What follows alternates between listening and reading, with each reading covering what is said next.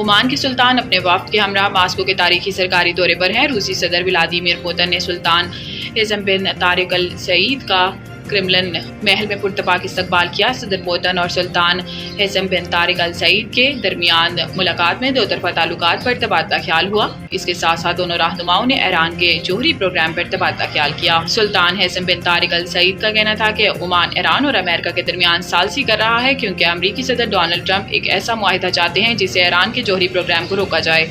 सुल्तान के वफ्द में वज़ीर दिफा की कौंसिल के नायब चेयरमैन शहाब बिन तारिक अल सैयद, वज़ीर ख़ारजा बदरुल बोसैदी, वज़ीर तिजारत सनत और सरमायाकारी कैस बिन मोहम्मदुल यूसुफ, ओमान खुद मुख्तार दौलत फंड के चेयरमैन अब्दुल सलाम अल मारूफ और दीगर आला हुकाम शरीक हैं। ये दौरा सिफारती ताल्लुकात के क़याम 1985 की 40वीं सालगिरह के मौका पर किया गया।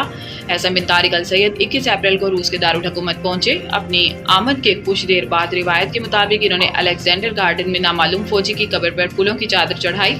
मुख्तसर गुफ्तगू के आगाज से कबल रूस के सदर की जानिब से ओमान के सुल्तान को बाज़ाब्ता सलामी देने की तकरीब हुई, जिसके दौरान दोनों ममालिक के सरबराहान ने अपने वफूद के अरकान का तारुफ कराया और एक बाज़ाब्ता फोटो सेशन भी किया गया।